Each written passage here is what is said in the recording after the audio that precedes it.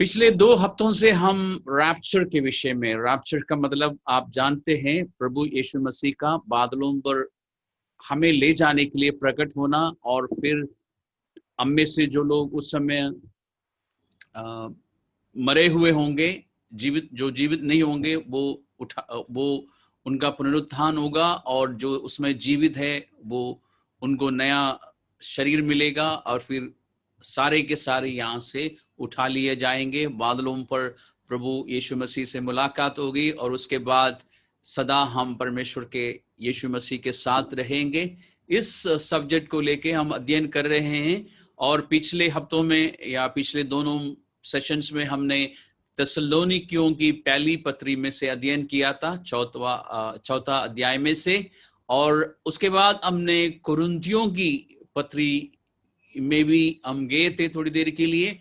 पहली कुरिन्थियों का 15वां अध्याय में से भी हमने चर्चा की कि वहां पर पवित्र आत्मा पुनरुत्थान के विषय में, यानी मुर्दों का जी उठने के विषय में काफी विस्तार रूप से शिक्षा दी है, विशेष करके उस 15वां अध्याय में। उसके बारे में हमने चर्चा की, और हमने ये भी देखा कि पहली शताब्दी में और आज के समय में भी ये सच है कि झूठे शिक्षक होते थे, जो पवित्र शास्त्र की यानी परमेश्वर की सच्चाई को गलत रीति से कलीसिया में पेश करते थे, और कलीसिया में कंफ्यूजन लेके आना और लोगों के विश्वास को खराब करना उनका काम था।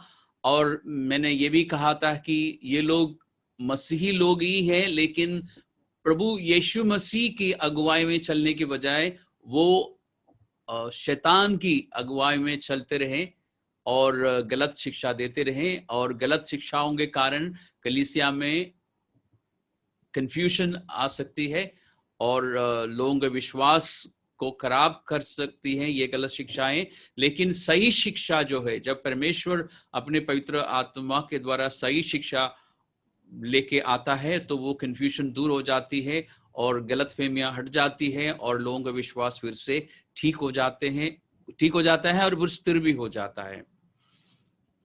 इस कुरिन्थियों की पत्री में 15वां अध्याय में पुनरुत्थान को लेके विस्तार रूप से शिक्षा इसलिए दी गई है क्योंकि जैसे मैंने कहा था कि कुछ झूठे शिक्षक उस पहली शताब्दी में कलीसियाओं में घुस गए थे और वहां पे गलत शिक्षा देना शुरू किया था। लेकिन इस पत्री के द्वारा पौलुस उन गलत शिक्षाओं को खंडन करते हुए सही बात, यानी हम ये कह सकते हैं कि पुनरुत्थान को लेके जो सच्चाई है वो स्पष्ट रूप से इस पत्री के द्वारा वो कलीसिया को बताता है। यानी हम कह सकते हैं कि पवित्र आत्मा पौलुस के द्वारा कलीसिया को बता रहा है, क्योंकि पुनरुत्थान जो है हमारे विश्वास का एक मूल विषय है, हमारे विश्वास की जो बुनियादी शिक्षाओं में से एक है, और इसलिए इसके बारे में सही जानकारी विश्वासियों के पास होना जरूरी है। और इस बात को बताते हुए वो एक्स्ट्रा यानी अतिरिक्त जानकारी भी देता है, कुछ डिटेल्स वो देता है जो पहले पौलुस उनके बीच में रह के यानी कुरिन्थुस की कलीसिया में रह के नहीं सिखाया हो, वो भी इस पत्री में है। एक एडिशनल जानकारी या इंसाइट आपको मैं बताना चाहूंगा। तीतुस की पत्री में हम चलते हैं, दूसरा अध्याय में। वहां पर अंग्रेजी में टाइटस, तीमुथियुस की पत्री के बाद यहां पर दूसरा अध्याय में हम चलते हैं और 11वां पद से लेके 14वां पद तक जो पैसेज है उसमें उसको पढ़ने से हमें ये पता चलेगा कि रैप्चर जो है यानी प्रभु यीशु मसीह का बादलों पर प्रकट होना और फिर हमारे यहां से उठा लिए जाना, ये जिसको हम रैप्चर कहते हैं, ये विश्वासियों के लिए अभक्ति और संसारिक अभिलाषाओं से मन फेर कर इस युग में यानी इस हमारे लिए इस 21st सेंचुरी में संयम और धार्मिकता के साथ और भक्ति के साथ जीवन बिताने के लिए एक प्रोत्साहन है, या प्रेरणा है या फिर अंग्रेजी में इंसेंटिव है। यानी परमेश्वर और ये इस पैसेज में का अध्ययन करते हुए हमें दिखाई देता है कि रैप्चर जो है और रैप्चर को लेके जो आशा है विश्वासियों में, वो हमेशा उनको प्रेरणा देती है कि हम अभक्ति को छोड़ दे, संसारिक अभिलाषाओं से हम दूर रहे। मैं विश्वासियों की बात कर रहा हूं, या और सिर्फ दूर रहना ही नहीं, उनसे फेर कर या उनसे मुड़कर हम संयम के साथ और धार्मिकता के साथ और भक्ति के साथ अपना जीवन बिताए परमेश्वर के लिए। तो एक इंसाइट है, और इस पैसेज को आप डिटेल में पढ़ सकते हैं कभी। कुरिन्थियों की पत्री में हम चलते हैं।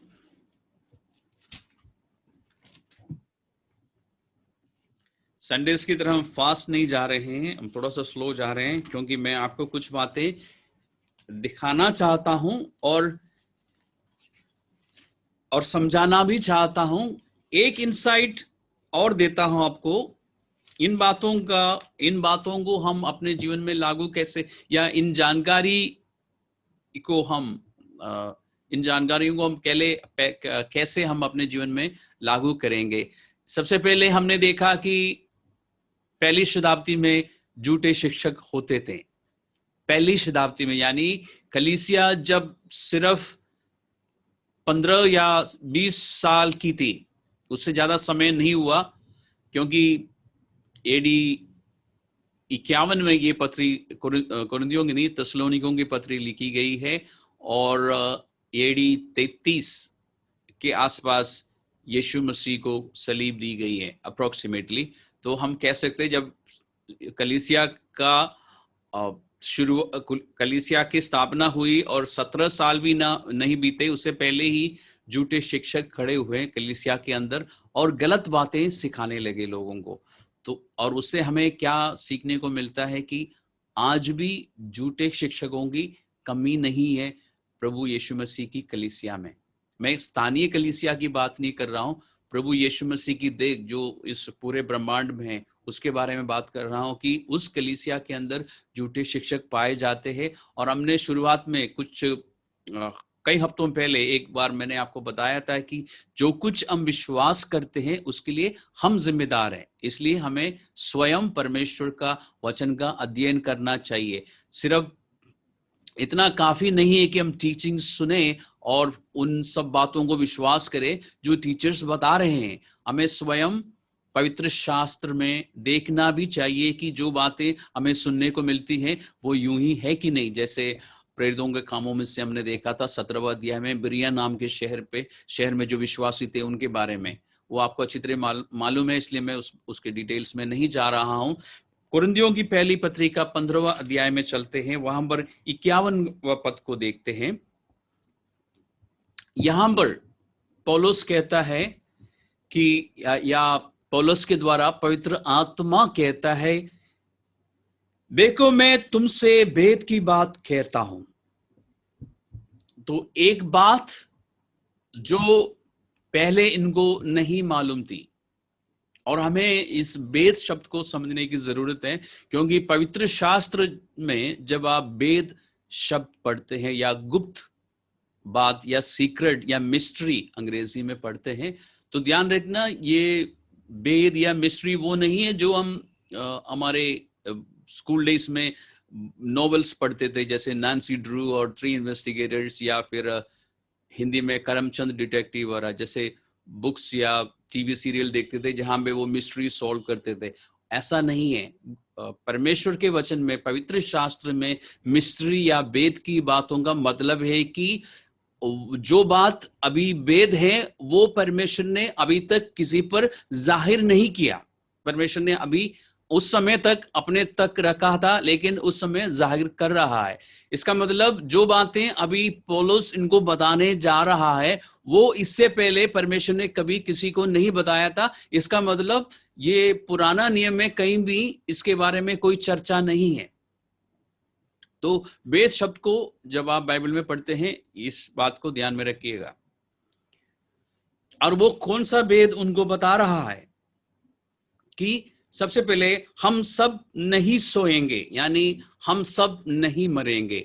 सोना शब्द आपको पता है बाइबल में थिस्सलुनीकियों की पत्री में भी हमने देखा था कि जो लोग यीशु मसीह में विश्वास करने के बाद मर जाते हैं उनको पवित्र शास्त्र मरना शब्द या मृत्यु शब्द उनके लिए इस्तेमाल नहीं करता। पवित्र शास्त्र कहता है कि वो प्रभु में सो रहे हैं। क्यों ऐसा कहते हैं? क्योंकि उनको उठना है, उनको जी उठना है एक दिन प्रभु के साथ जाने के लिए। इसलिए उनके लिए एक खूबसूरत शब्द इस्तेमाल किया गया है कि वो सो रहा है। तो पवित्र शास्त्र में पौलुस पवित्र आत्मा से होकर ये कहता है कि हम सब नहीं सोएंगे परंतु सब बदल जाएंगे। यानी हम पवित्र शास्त्र में ही देखते हैं कि क्या कह रहा है। वो कहते हैं कि क्षण भर में, यानी पलक झपकते ही, अंतिम तुरही फूंकते ही ये सब कुछ होगा। हमें ये बात अच्छी तरह से मालूम है कि प्रभु के आगमन को लेके, रैप्चर को लेके पहले शताब्दी के विश्वासियों को सब कुछ मालूम था। शायद नहीं, ये बात कि हम सब नहीं मरेंगे, ये कुरिन्थुस में पहली बार पौलुस के द्वारा पता चल रहा है। कुरिन्थुस में मतलब कुरिन्थुस में जो विश्वासी है, in the church of Corinth. और ये बात थिस्सलुनीकियों में रहने वाले विश्वासियों को भी मालूम चली, क्योंकि कुरिन्थुस में स्थित कलीसिया के नाम पे जो पत्री है वो बाकी कलीसियाओं में भी दी जाती थी, भेजी जाती थी। इसलिए उस समय के सारे विश्वासियों को ये बात पता चली कि सब नहीं मरेंगे। यीशु मसीह के आने के समय कुछ लोग जीवित होंगे तो वो बदल जाएंगे, लेकिन जो सो चुके हैं या जो मर चुके हैं वो जी उठेंगे, उनको भी नया शरीर मिलेगा। यानी सबको नया शरीर मिलेंगे, फिर सब यहां से उठा लिए जाएंगे।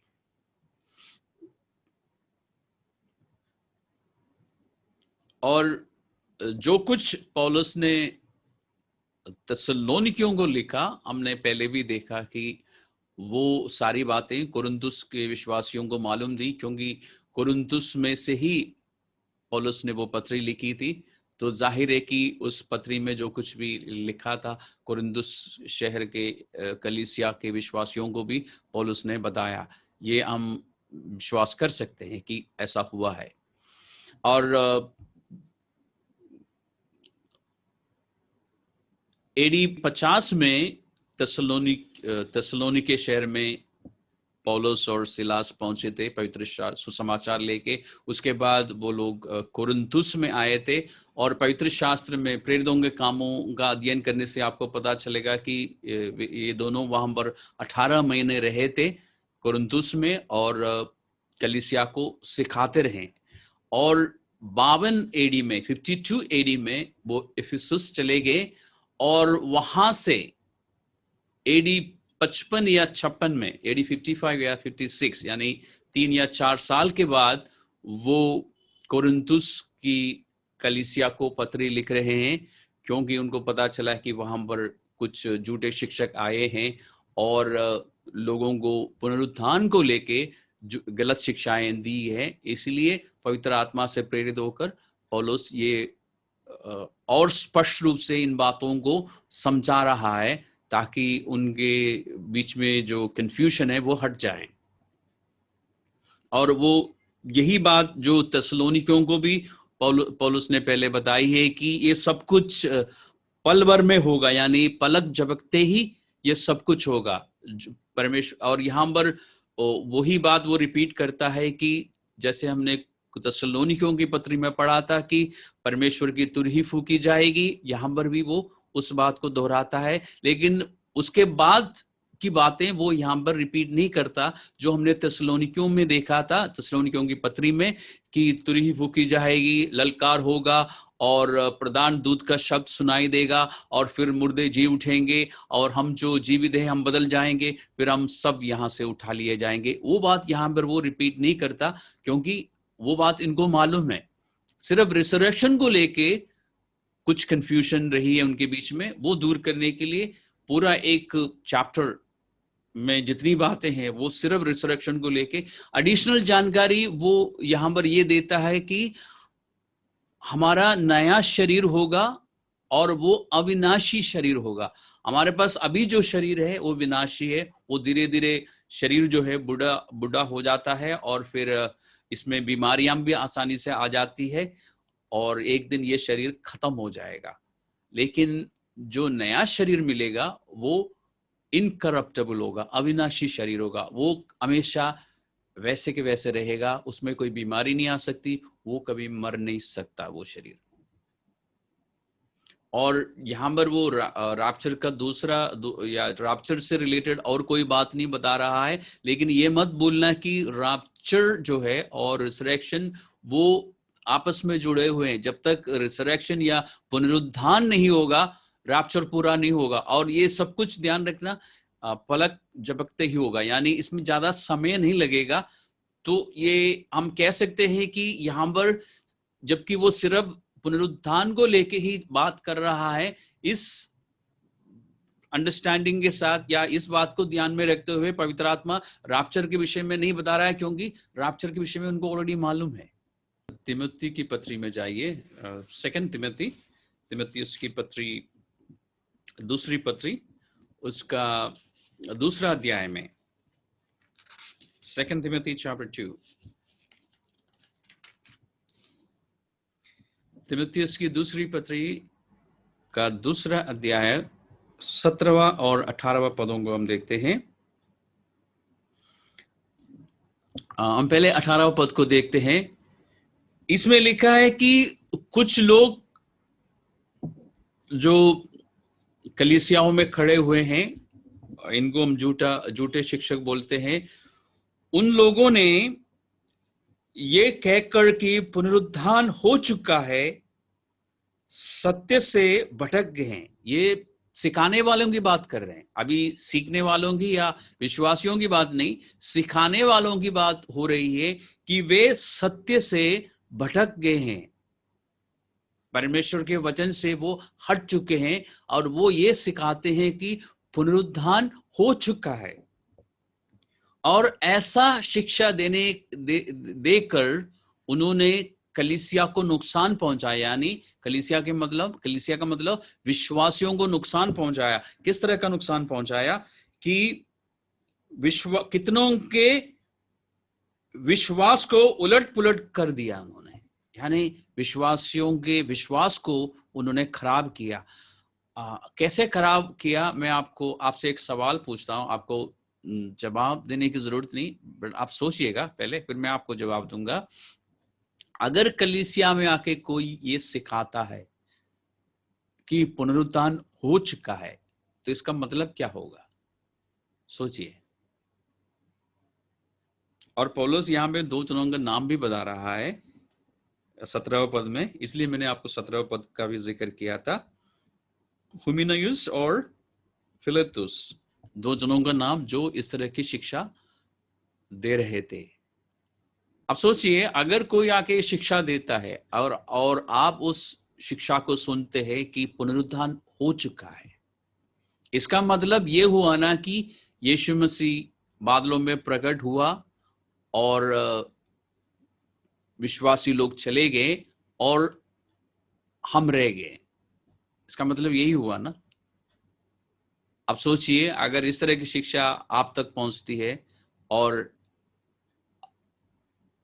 जब आप इस बारे में सोचना शुरू करते तो आपके अंदर एक डर नहीं आएगा कि हम कैसे रह गए, हमारे साथ क्या हुआ। फिर धीरे धीरे आप विश्वास से मुड़ जाएंगे ना, हट जाएंगे ना, क्योंकि हमारे विश्वास करने से, यीशु मसीह को ग्रहण करने से और अभी तक आशा रखने से क्या मिला हमें? हमने दुख सहा, हमने हमारे साथ सताव होते रहे, हम सहते रहे इस उम्मीद के साथ कि हम चले जाएंगे, लेकिन यीशु मसीह आके चले भी गए और हमें पता भी नहीं चला। तो इस तरह लोगों के विश्वास को खराब किया है उन झूठे शिक्षकों ने। पतरस की दूसरी पत्री में भी इस बारे में लिखा है, मैं आपको सिर्फ रेफरेंस देता हूं, आप बाद में देख लेना।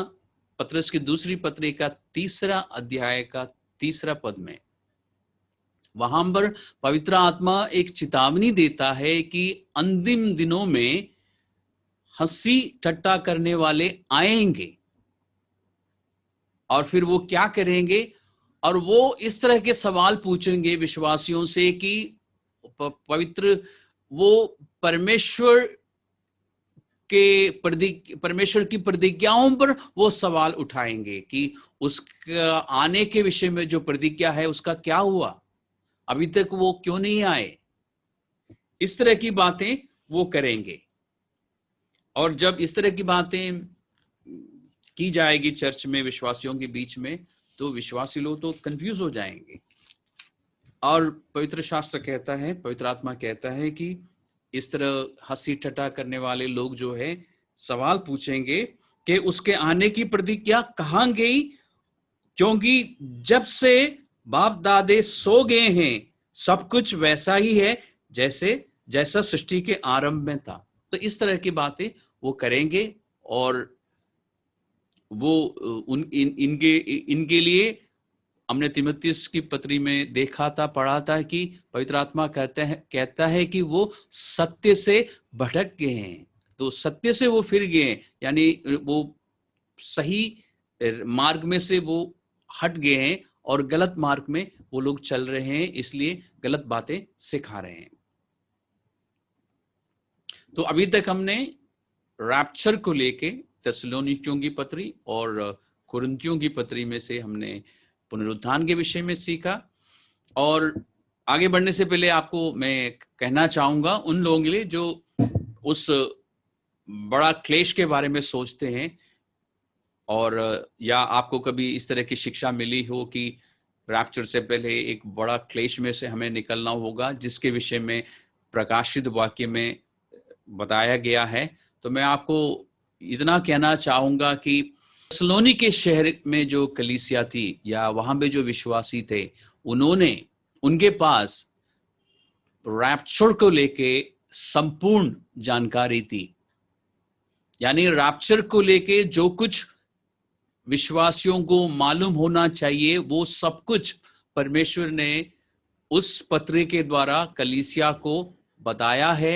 इसलिए पहली शताब्दी की सारी कलीसियाओं के पास, यानी कलीसियाओं से मेरा मतलब स्थानीय कलीसियाओं के पास, और विशेष करके इस थिस्सलुनीके शहर की कलीसिया के पास पूर्ण जानकारी थी। और यहाँ पर हम उस बड़ा क्लेश को लेके या उस ट्रिब्यूलेशन को लेके कोई चर्चा नहीं देखते।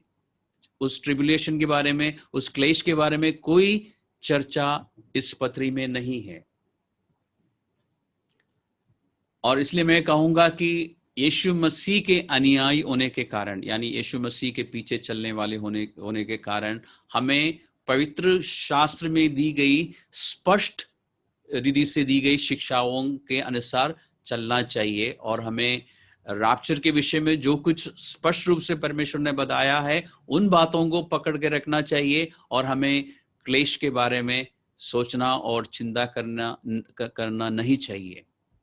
और एक सवाल मैं आपसे पूछता हूं, मान लीजिए कि हमें रैप्चर से पहले, यानी यीशु मसीह के बादलों में प्रकट होने से पहले क्लेश में से निकलना पड़ेगा जो 7 साल तक रहेगा, तो क्या हम उसमें कुछ परिवर्तन ला सकते हैं? क्या ये हमारे वश में है कि हम उस 7 साल के क्लेश को रैप्चर के बाद के लिए कर दें या रख दें? ऐसा हम नहीं कर सकते, ये वो हमारे हाथ में नहीं है। तो उसको लेके हमें परेशान होने की जरूरत नहीं है। अब हम थोड़ा सा और आगे बढ़ सकते हैं और प्रभु का दिन को लेके चर्चा कर सकते हैं। और इसके लिए हमें वापस थिस्सलुनीकियों की पत्री में जाना होगा और 5वां अध्याय में हम चलते हैं। अभी तक हमने सिर्फ रैप्चर के बारे में अध्ययन किया है। थिस्सलुनीकियों की पहली पत्री 4 13वां पद से लेके 18वां पद तक का जो पैसेज है उसमें से हमने काफी समय से हम लोग अध्ययन कर रहे थे। और अभी रैप्चर को लेके मैं विश्वास करता हूं कि आपके पास पूर्ण रूप से जानकारी आ गई है और आपके पास कोई सवाल नहीं होगा, ऐसा मैं उम्मीद करता हूं। फिर भी अगर कोई सवाल हो तो आप जब पूछेंगे मैं आपको जवाब दूंगा।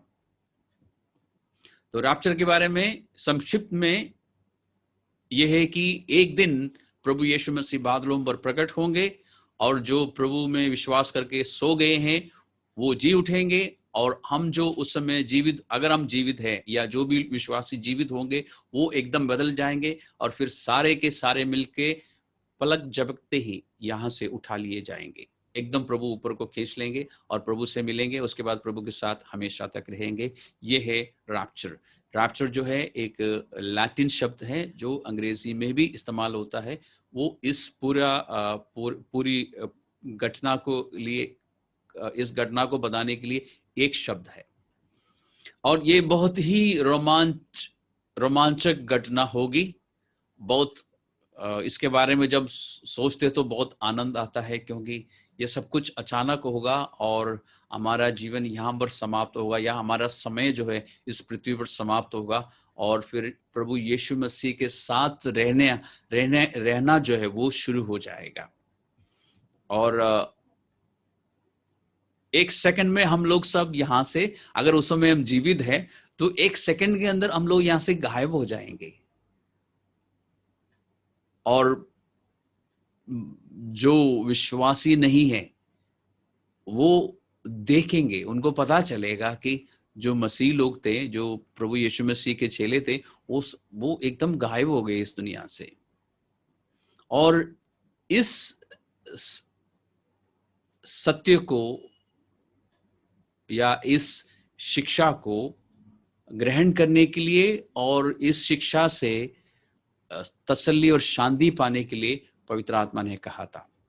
अब थिस्सलुनीकियों की पहली पत्री का 5वां अध्याय में चलते हैं।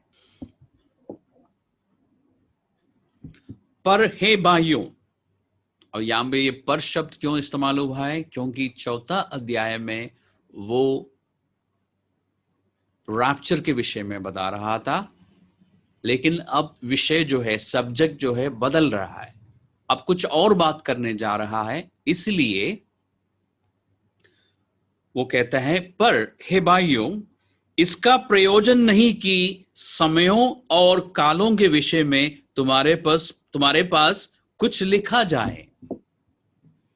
दूसरा पद, क्योंकि तुम आप ठीक जानते हो कि जैसा रात को चोर आता है, वैसा ही प्रभु का दिन आने वाला है, जब लोग कहते होंगे कुशल है और कुछ भय नहीं, तो उन पर एकाएक विनाश आ पड़ेगा, जिस प्रकार गर्भवती पर पीड़ा, और वे किसी रीति से ना बचेंगे।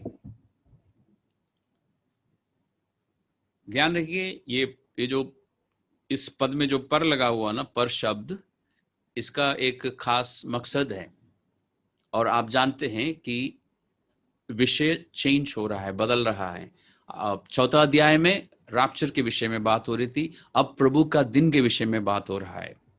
और यहां पर ध्यान से देखिए, पौलुस कहता है कि मुझे प्रभु का दिन को लेके तुम लोगों को कुछ भी लिखने की या बताने की जरूरत नहीं है। यानी पवित्र आत्मा को इस बात का कॉन्फिडेंस है कि प्रभु का दिन को लेके इस कलीसिया को अच्छी तरह से मालूम है। क्यों मालूम है? क्योंकि उनको सिखाया गया था। उनको सिर्फ रैप्चर के विषय में ही नहीं, पुनरुत्थान और रैप्चर के विषय में ही नहीं, प्रभु का दिन को लेके भी पूर्ण जानकारी दी गई थी। उनको मालूम है, इसलिए वो कहता है कि मुझे इसलिए कुछ लिखने की जरूरत नहीं है। और ये जो इस 5वां अध्याय का जो पहला पद है, इस बात की फिर से हमें सबूत देता है कि पहली शताब्दी में कलीसिया को रैप्चर को लेके और प्रभु का दिन को लेके पूर्ण जानकारी थी। यानी जितनी बातें उनको मालूम हो जानी चाहिए थी, वो सारी बातें प्रभु के दासों ने उनको सिखाया, उनको अच्छी तरह से मालूम था। अब हम ध्यान से पढ़ेंगे और इस बात को ध्यान में रखते हुए पढ़ेंगे कि अब जो चर्चा चल रही है वो रैप्चर के विषय में नहीं, प्रभु का दिन को लेके है। इसके बीच में रैप्चर आ जाएगा, लेकिन वहां पर हम रुक जाएंगे और हम उस बात को ध्यान से देखेंगे। अब ये रैप्चर की बात हो रही है और ये अब प्रभु का दिन को लेके बात हो रही है, इसलिए हमें थोड़ा सा स्लो जाना होगा और ध्यान से देखना होगा। दूसरा पद में लिखा है, क्योंकि तुम आप ठीक जानते हो कि जैसा रात को चोर आता है वैसे ही प्रभु का दिन आने वाला है। और मैंने पिछली बार आपको बताया था कि पवित्र शास्त्र में प्रभु का दिन जब इस्तेमाल होता है वो एक दिन यानी 24 घंटे का समय काल को नहीं दर्शा रहा है, वो एक लंबा समय काल को दर्शा रहा है जिसमें मुझे नहीं मालूम कितने दिन लगेंगे, अभी मुझे ठीक से नहीं पता, हो सकता है बाद में पता चल जाए तो मैं आपको बता दूंगा, लेकिन उसमें कई दिन या हफ्ते लग सकते हैं। लेकिन उस समय काल के लिए पवित्र शास्त्र इस तरह से कहता है कि प्रभु का दिन, और इस प्रभु का दिन जो है एक्चुअली प्रभु का या न्याय का दिन है। और अगेन फिर से मैं कहूंगा वो न्याय का दिन जो है सिर्फ एक दिन नहीं, कई दिनों तक न्याय होता रहेगा या न्याय से जुड़ी हुई बातें या घटनाएं घटती रहेंगी, लेकिन पवित्र शास्त्र उसको न्याय का दिन सिंगुलर में एक वचन में कहता है। और पुराना नियम में ये 19 बार इस्तेमाल हुए हैं ये फ्रेज जो है प्रभु का दिन या अंग्रेजी में the day of the Lord 19 बार इस्तेमाल हुए हैं, और नया नियम में ये 4 बार इस्तेमाल हुए हैं। पुराने नियम में जब भविष्यवक्ताओं ने इस वाक्यांश को यानी इस फ्रेज को इस्तेमाल किया तो उन्होंने या तो तुरंत होने वाला न्याय को लेके बात की है, या जो कि उनके लिए तुरंत होने वाला न्याय हमारे लिए भूतकाल के न्याय है जो हम पुराने नियम में पढ़ते हैं, या फिर उन्होंने भविष्य में यानी दुनिया के अंत में होने वाले न्याय को लेके बात की है। तो पवित्र शास्त्र में पुराने नियम में जब आप प्रभु का दिन देख पढ़ते हैं तो उसमें या तो वो उस समय का न्याय को लेके होगा या फिर भविष्य में आने वाला न्याय को लेके होगा। इस 5वां अध्याय में पौलुस प्रभु का दिन को लेके यानी न्याय के दिन को लेके बात कर रहा है और विश्वासियों से ये कह रहा है कि उनको प्रभु का दिन को लेके या न्याय का दिन को लेके विचलित होने की जरूरत नहीं है या परेशान होने की जरूरत नहीं है, क्योंकि वो दिन जरूर आएगा और ऐसा समय में ये शुरू होगा जब कोई उसके लिए उम्मीद ना कर रहा हो। लेकिन पौलुस इनको समझा रहा है कि तुम्हें प्रभु का दिन को लेके मालूम है और रैप्चर को लेके भी मालूम है, इसलिए रैप्चर को सामने ही देखते हुए या रैप्चर पर अपना ध्यान रखते हुए इस समय इस युग में उनके लिए पहली शताब्दी और हमारे लिए 21वीं शताब्दी हम भक्ति के साथ और धार्मिकता के साथ अपना जीवन बिताए। और आपको याद होगा पिछली बार मैंने आपको बताया था कि पहली शताब्दी में या शुरुआत की शताब्दियों में विश्वासी लोग उनके जीवन काल में ही यीशु मसीह के आने की उम्मीद में थे, और इसीलिए जब कुछ लोग प्रभु में सो गए तो उनके मन में सवाल आया था कि इनका क्या होगा जो प्रभु में सो गए हैं। और क्योंकि उनको उस बात को लेके स्पष्ट जानकारी नहीं थी, वो शोक मना रहे थे कि शायद हम तो चले जाएंगे क्योंकि प्रभु जब आएंगे तो हम होंगे यहाँ पे, लेकिन जो मर गए हैं वो शायद रह जाएंगे। तो इसलिए 4 अध्याय में थिस्सलुनीकियों की पत्री के 4 अध्याय में सारी जानकारी फिर से दी गई है विस्तार रूप से, ताकि लोगों के मन में दुख ना हो, लोग शोक ना मनाए, लोग आशा के साथ रहे। अब मैं चाहूंगा कि तीसरा पद को आप ध्यान से एक बार पढ़ेंगे। इसमें लिखा है कि, और मैं कुछ शब्दों पर जोर दूंगा फिर मैं आपको बताऊंगा कि उसमें जोर क्यों दिया है।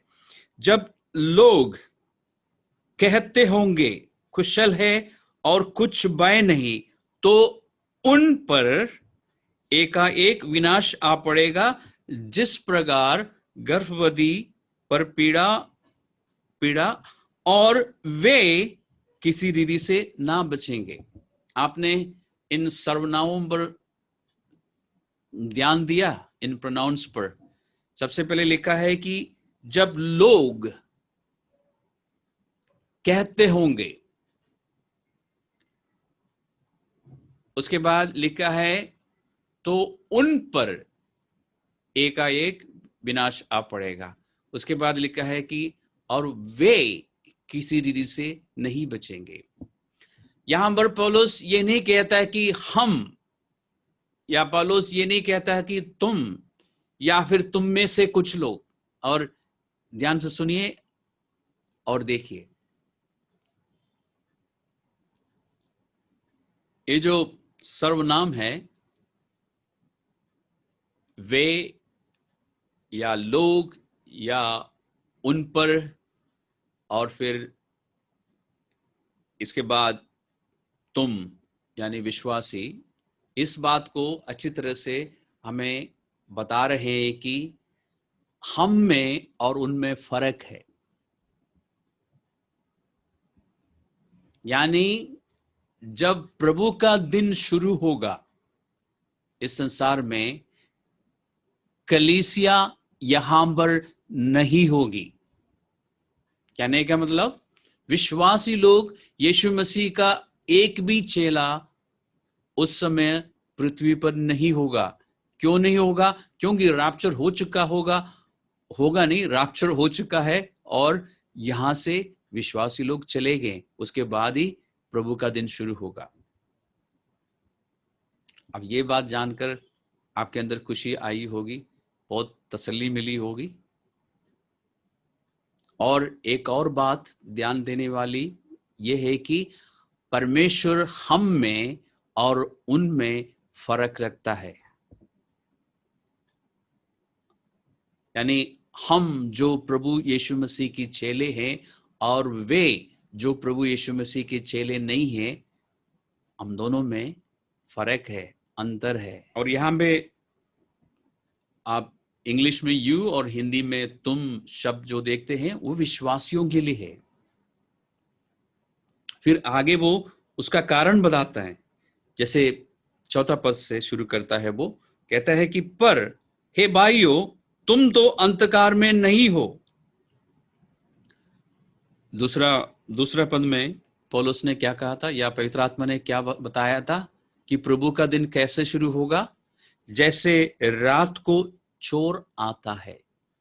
रात को जब चोर आता है तो उसके आने के बाद, चोरी होने के बाद पता लगता है। उससे पहले कोई संकेत नहीं मिलता कि वो आने वाला है। इसी तरह उनके लिए जब लोग कहते होंगे कुशल है और कुछ भी डरने की जरूरत नहीं, लोग जब कहते होंगे, विश्वासियों के बारे में बात नहीं, लोगों के बारे में जब वो कहते होंगे, प्रभु का दिन जो है चोर के समान आएगा। लेकिन चौथा पद में पौलुस क्या कहता है? पर हे भाइयों, तुम तो अंधकार में नहीं हो कि वे दिन तुम पर चोर के समान आ पड़े। तुम अंधकार में नहीं हो। क्यों नहीं हो तुम अंधकार में? या हम अंधकार में क्यों नहीं है? क्योंकि हम ज्योति के संतान हैं। अंधकार से हमारा कोई संबंध अब नहीं रहा। एक कारण। दूसरा कारण क्या है? मैं पहले बता चुका हूं कि हम यहां पे होंगे ही नहीं। इसलिए जब वो दिन आएगा, हमारे लिए हमें कोई फर्क नहीं पड़ेगा, क्योंकि हम यहां पर नहीं होंगे। अब इस दिन को लेके भी झूठे शिक्षकों ने गलत शिक्षा दी थी, इसलिए यहां पर वो सफाई दे रहा है या स्पष्टीकरण दे रहा है कि हम लोग यहां पर नहीं होंगे और वो दिन हम पर इस तरह से नहीं आएगा। नंबर 1, हम यहां पे होंगे नहीं, ये उनके लिए है। पवित्र शास्त्र कुलुस्सियों की पत्री में 1 अध्याय का 13वां पद में बहुत ही स्पष्ट रीति से, साफ रीति से कहता है कि परमेश्वर ने हमें अंधकार के वश में से छुड़ाया, और फिर सिर्फ छुड़ाया ही नहीं, हमें अंधकार के वश में से छुड़ाकर ज्योति में खड़ा किया है। यानी अंबर परमेश्वर की ज्योति चमकती रहती है और हमें उस ज्योति में चलना भी चाहिए। और क्योंकि हम उस अंधकार के राज्य में नहीं है, परंतु हम ज्योति के राज्य में हैं, जो कुछ अंधकार में होगा, यानी परमेश्वर का क्रोध जब अंधकार में चलने वालों पर भड़केगा, उसका असर हम पर नहीं आएगा, हम यहाँ पर नहीं होंगे। और यूहन्ना का सुसमाचार में 8वां अध्याय में प्रभु यीशु मसीह ने कम से कम 2 बार ये बात कही है। एक बार प्रभु ने कहा कि जो मेरे पीछे होलेगा वे अंधकार में ना चलेगा, परंतु जीवन की ज्योति पाएगा। ये आपको मिलेगा 8वां अध्याय का 12वां पद में। और फिर आप 46 पद को भी देखिए, उसमें भी प्रभु ने कहा कि उनके पास, जो मेरे पीछे चलते हैं, उनके पास जीवन की ज्योति होगी, जीवन का प्रकाश होगा। तो अभी मेरे ख्याल हमें यहाँ पे रुक जाना चाहिए, क्योंकि मैंने काफ़ी सारी बातें मैंने आपको बताई है, और अभी हमने सिर्फ शुरू किया है प्रभु का दिन को लेके अध्ययन। और सबसे पहले हमने ये जाना कि ये उन लोगों के लिए है जो प्रभु यीशु मसीह पर विश्वास नहीं करते, यानी जो प्रभु यीशु मसीह के चेले नहीं है, ये उनके लिए है, ये हमारे लिए नहीं है। उनके लिए अचानक ये दिन शुरू होगा, जैसे रात को चोर आता है, और जब लोग कहते होंगे कि सब कुछ ठीक है, सब कुछ सही चल रहा है, उस समय अचानक जैसे प्रसव पीड़ा होता है, शुरू होता है, वैसे ही एकदम अचानक आएगा। और एक ध्यान देने वाली बात यह है कि इसमें लिखा है कि 3 पद में कि वे किसी रीति से ना बचेंगे। जो विश्वास नहीं करते वो किसी भी रीति से नहीं बचेंगे। और ये सुन के और ये जान के हमारे अंदर ये एक दृढ़ निश्चय आना चाहिए कि हम कोशिश करेंगे जब तक हम इस संसार में हैं, दूसरों को बताने की, सुसमाचार बताने की, ताकि वो लोग जो जिनके लिए अभी पवित्र शास्त्र कहता है कि वे नहीं बचेंगे, वो भी बच जाए। यानी जिनके लिए पवित्र शास्त्र अभी कहता ना कि जब लोग कहेंगे उन पर, या वे लोग, वे और हम में फर्क है, मैंने आपको बताया। लेकिन जिनके लिए अभी पवित्र शास्त्र कहता है वो हम हो सकते हैं, या हम हमारे साथ मिल सकते हैं जब वो सुसमाचार को ग्रहण करेंगे। इसलिए हमें उनके लिए प्रार्थना करने की ज़रूरत है, और फिर उनको सुसमाचार उनके साथ शेयर करने की भी ज़रूरत है। तो हम कोशिश करेंगे, और प्रार्थना के साथ, विश्वास के साथ हम अपने इस काम को जारी रखेंगे।